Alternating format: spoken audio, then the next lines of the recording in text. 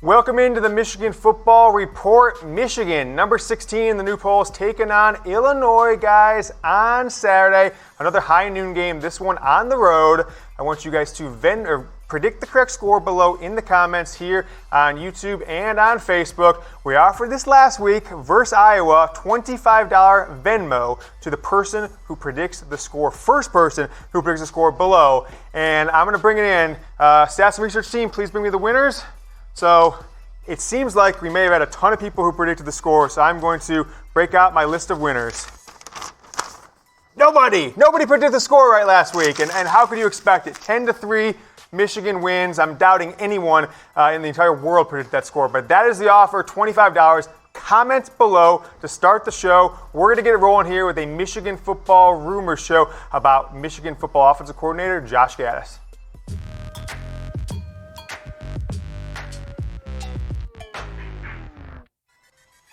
Welcome into the Michigan Football Report, folks. I am James Yoder. We've got a show for you, taking a look at Josh Gattis and the drastically underperforming Michigan football offense. So before we do, I want to make sure you saw it last week, I'm sure, and we're just days away. On Friday, October 11th, the channel goes private. Only subscribers will be able to watch us. So you've got a couple days here. Get subscribed, and you'll be able to continue to watch the show. We'll still have episodes nearly every day throughout the season. If you don't subscribe, I guess you just don't like us enough. So you will miss out on the show forever. But that is the ask for you guys. Subscribe at youtube.com/MichiganTV. Let's take a look at some things that have developed around the Michigan football program coming up here. We're going to talk about Josh Gattis. We're going to talk about the offense. But before we do, want to point out the news I'm sure you saw on Monday. The Penn State game is a night game. These things are fluid. We teased the opportunity that it could be a 12 game. We've seen Michigan and Ohio State dominate the Fox Sports big noon game for the entire season. I think Michigan's had 3, Ohio State's had 3 over the last few weeks, 3 of those big noon Fox games. And there was a lot of rumors that Fox was going to opt to get the Penn State-Michigan game, but they did not. ABC got the rights to that game and are making a night game, a game on October 19th, so a week from Saturday in Happy Valley, where Michigan got blown out in 2017 when Josh Gattis himself was the wide receiver coach with Joe Moorhead, his mentor, who didn't hire him at Mississippi State, as the offensive coordinator. Saquon Barkley, Trace McSorley, wide receivers, tight ends. They absolutely blew Michigan out that day. Really, it's been 3 straight blowouts in this series. 16, Michigan destroyed Penn State. 17, Penn State destroyed Michigan. And then last year, Michigan absolutely dismantled Penn State. But I want to know from you guys, with this game being at night, with this being the whiteout game for Penn State, the third whiteout game third straight whiteout game, second in a row night in this series when Michigan heads on the road 15, 17, and 19. Oddly, they played the whiteout game at noon in 2015, Jim Harbaugh's first year. Will Michigan beat Penn State? Type Y for yes, type N for no. I'm going with a yes, baby. I think that Harbaugh is going to get that monkey off his back. Maybe Penn State won't even be ranked after Iowa crushed them this week. Who knows? Who knows what's going to happen? But we'll see what happens to that game. But Harbaugh's the monkey on his back. He's got 1 win against top 25 teams. Against teams in the top 20, 0-6 as head coach of Michigan. And Michigan, broke that streak last year. They had gone 12 seasons from September 2006 to October of 2018 with not winning a road game against a ranked team. Let me say that one more time.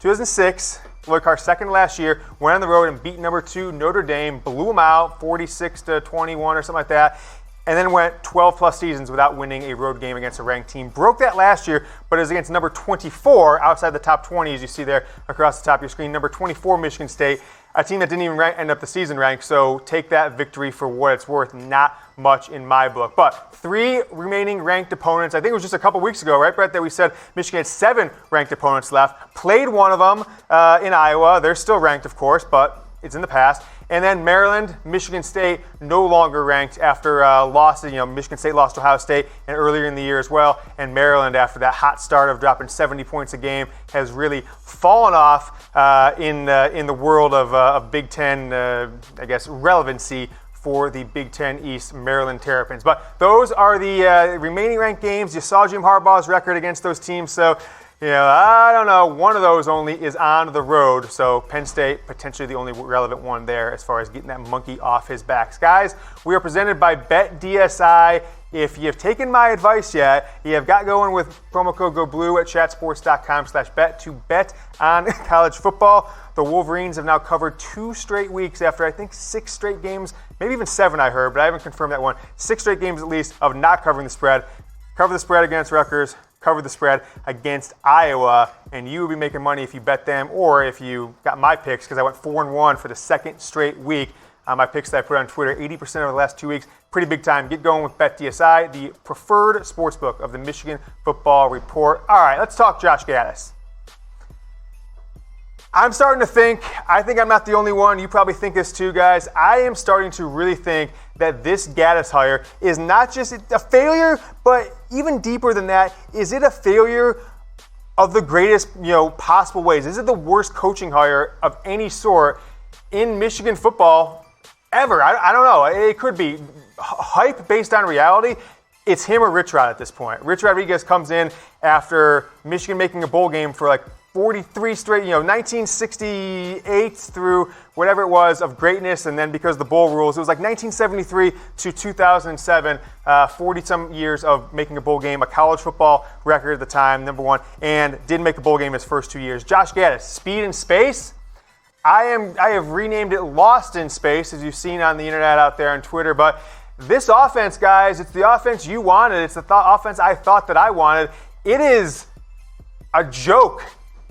And it is even a joke compared to last year's offense that everyone thought was pretty terrible. Let's take a look here at the numbers. Through 5 games last year, 5 games this year. Total offense. And the schedules are very comparable. Northwestern and Notre Dame last year, Wisconsin and Iowa as, opponents that you think have a chance of beating you. One of those games on the road each year, Wisconsin and Notre Dame. The passing numbers have been, in my opinion, inflated by that first half against Middle Tennessee State, and then needing to throw to even have a chance to show up against Wisconsin. But the most telling stats for me, rushing 128 yards per game, absolutely terrible, and then the 11 turnovers to 4 turnovers all of last year. Shea Patterson threw an interception in the Notre Dame game. I think Michigan had 2 turnovers in the Notre Dame game, and only 2 over the next 4 games. So 4 turnovers in the 5 games last year compared to the 5 games this year. Take a look at that stat. 3.6 yards per carry in 4 of the 5 games. Absolutely abysmal. What's even more abysmal is the amount of runs over 15 yards. It's like 3 for the year now. I guess I missed Shea Patterson did it against and Hassan Haskins, but Zach Charbonnet got the start again. High of 12 yards. He had that big run, 40 yards against Middle Tennessee State, but it is basically 1 to 4 yards every single carry for this offense, and you're not getting any of the big chunks. You take a look at that stat we had in the bottom of the screen. Ohio State is just absolutely dominating Michigan in every statistical category across the board, but most importantly, yards per play. So I'll ask you guys this question. Is Josh Gattis a failure? Is Josh Gattis, I guess I don't know what else I can say. Is he a failure, right? The question is as simple as possible. Type 1 for yes. If you type 1, you're saying Gattis is a failure, and you also think that he shouldn't be calling plays for Michigan anymore. I think that's what a failure is going to be considered at this point. So type 1 for yes. Type 2 for no. Jim Harbaugh and the coaching staff and the media, they're all trying to sell you this narrative since Saturday. Harbaugh on the postgame show with John Jansen saying that he thinks the offense is going great and they're hitting their stride, okay? Take a look at these guys. These are your offensive coaching staff. Take a look at these ages. And these are the guys, the coaches and the media, they think you're dumb, okay? They don't think that you can trust your own eyeballs, because anybody who looks at Michigan's offense, they score 6 minutes into the game, don't score for the next 54 minutes. Anybody who looks at this team against Wisconsin, against Army, and says anything's even close to hitting stride, they are lying to you. They think you're not smart enough. And I'm here to tell you, I think you're smart enough. You are smart for watching the show. You're not going to pull that BS that Michigan's offense is hitting its stride. It's about to take off. And they might turn things around. They definitely might. But there is no excuse for these types of numbers throughout the year. And I'm pointing at this coaching staff, this offensive coaching staff with 35-year-old Josh Gattis, first time in the role. Let's skip down one. pass Ed Warner. We all know the credentials he brings. Offensive coordinator at Ohio State, one of the best, supposedly, offensive line coaches in college football. OC at Notre Dame a decade plus ago. Jay Harbaugh, 30 years old. Wonder how he got that job at 30 years old. 30 years running backs coach, never coached the position before. So there's two guys. Ben McDaniels had one job as an offensive coordinator, and to be frank, didn't work out for him. Had to be an offensive assistant, not even a real coach with the Bears before Jim Harbaugh gave him the same role. So McDaniels at 37 and 38 wasn't even a college coach. He was an assistant. He was kind of like a glorified intern. No offense, Ben McDaniels, but you're not cutting it right now as the quarterbacks coach, age 39. And then Sharon Moore, 33 years old. Where does he come off being the tight ends coach at Michigan? Haven't really seen any development there. I know that McCune and Eubanks have a couple catches in a couple games, but there's been no improvement in the tight end. So Harbaugh wanted to go young with the staff. He wanted to give his son a job. He wanted to call Gattis up and offer him a job after knowing him for 20 minutes. This is the results you're getting. If anything happens, if this offense falls off a cliff, folks, if they score 20 points against Illinois and then 7 on the road against Penn State, I'm going to be the first guy to say, demote Gattis, wide receivers coach, promote Ed Warner to the OC for the rest of the year, because I just don't think this offensive staff has the experience or the coaching acumen to get this team where it needs to be. Guys, you saw, as I mentioned earlier with BetDSI, if you follow me on Twitter and if you're in the insider email group because you got going with Action Network, I don't even think about the teams anymore. I just tell you what Action Network tells me to bet. What are the games that the public thinks this way, the big money bettors think this way, the biggest gap in there. Those are the games I bet. And you take a look again Saturday. Those are my bets. I put them on Twitter because I still think some of you would benefit from knowing them. If you haven't got going with the Action Network, you can let me know. Chatsports.com/deal, 40% off. And of course, here's the results. Those 5 games. 4-1 betting yesterday, now 19-8 on the season, folks. The pros, that's like going golfing with Tiger Woods, and you're out driving him by 100 yards. Okay, that's how good I am versus the pro bettors right now in college football. Michigan win, Central Michigan win. Lost to Virginia Tech, Miami under. Didn't expect there to be 7 turnovers in the first 5 minutes. 1 Notre Dame, 1 Middle Tennessee State. Win. You think I am good at it? Well, I am, but it's because of the Action Network. Chatsports.com/deal. $5.99 a month.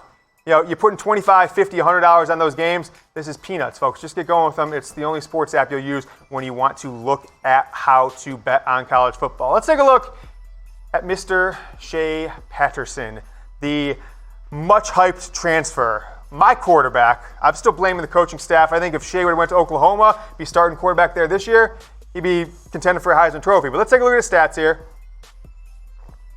14 of 26, 147 yards, no touchdowns, and interception. Those are his stats against Iowa. And it's pretty obvious when you look at the offensive drive charts for this team that nothing is going right on offense. So let's take a look at the first half drive chart. So on the left side, you're going to have the results, the plays and yards, and the time of possession for Michigan. Let's just go through them and then think to yourself, there's a great tweet out there that I retweeted from my man Richard. Michigan went the last 54 minutes of this game without scoring and won. And this is why. Punts, 5 plays, 14 yards, a minute of possession. A field goal, okay, cool. 4 plays, 8 yards. Really kind of 3, got to a 4th and 2 after that Iowa turnover. So turnover, you get a field goal. Touchdown, woo! You get a big-time pass out of Nico Collins, 2 minutes of offense, 6 plays, 70 yards, and then Shea throws the interceptions. Got first, 5 yards in the first play, interception on the second play, 41 seconds of offense for Michigan. Continuing on in the first half.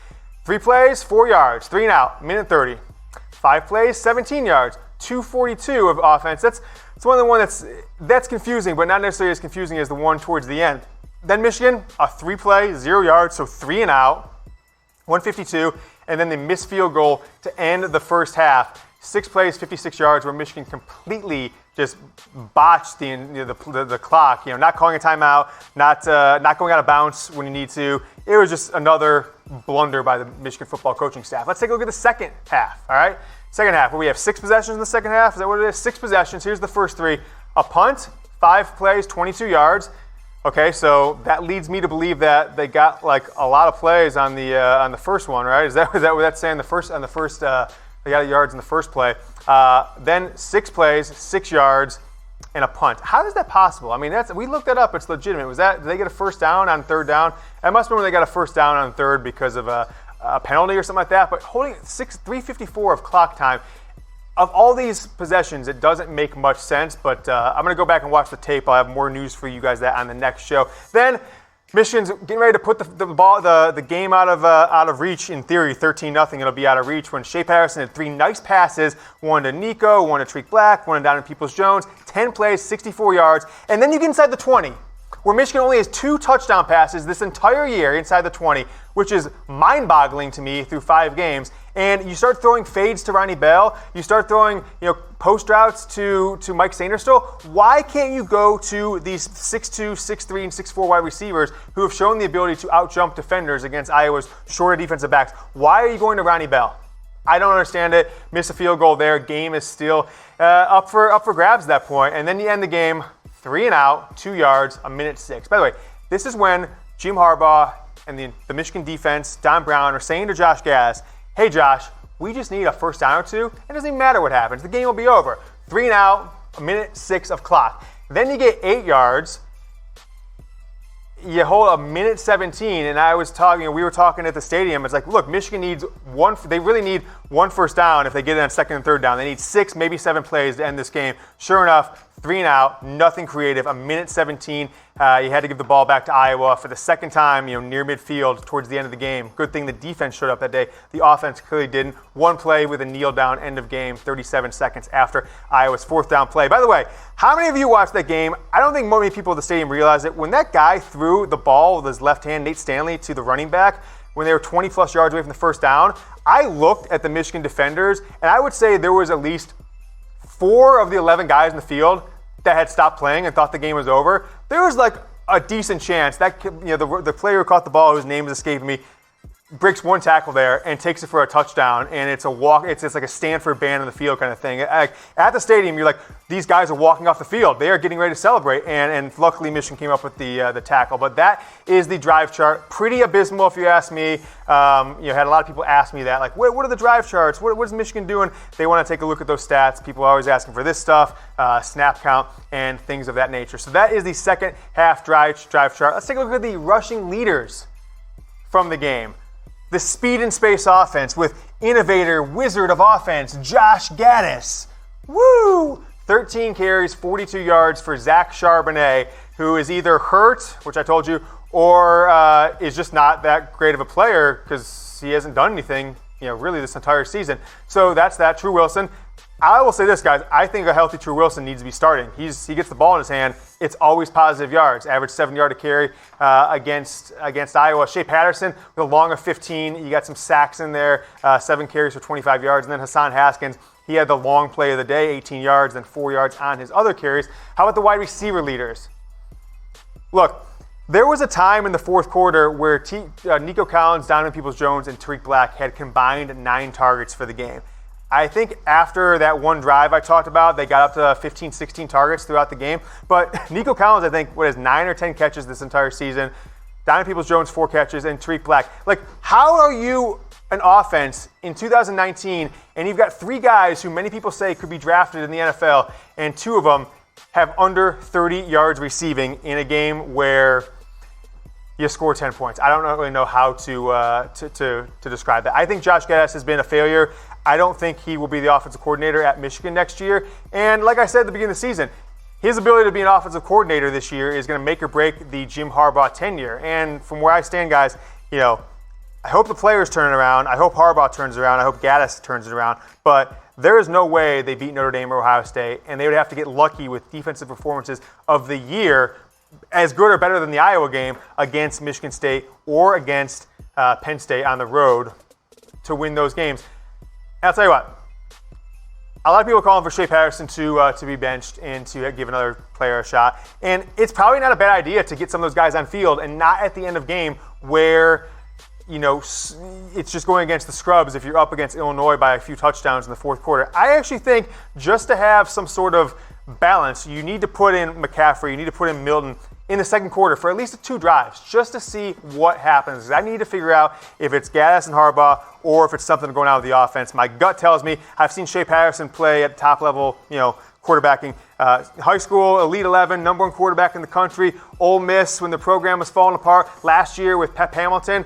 And then Josh Gattis. So there's one outlier here. It's not Shea Patterson. It's Josh Gattis. So who gives Michigan the best chance to win going forward? I think it's Shea Patterson still because Dylan McCaffrey, stat that I'm probably the only one reporting on, 9 games played at Michigan in his entire career, 3rd season at Michigan, 9 games appeared, 8 games missed because of injury now.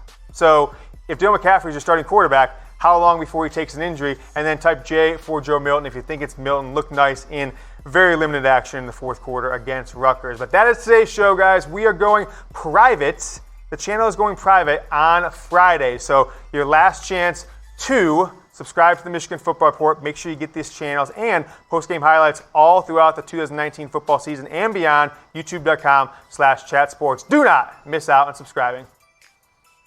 All right, thanks so much for watching today's show, guys. I know you want more Michigan Football Report. Yeah, I know you keep wanting to watch me, so take a look at our post-game grades right here from the Iowa game, my instant analysis film right after the game, and if you haven't yet, if you watch this before Friday, subscribe. Click this button here because once Friday comes, it's probably not going to be there anymore. So go ahead and subscribe now. Go Blue.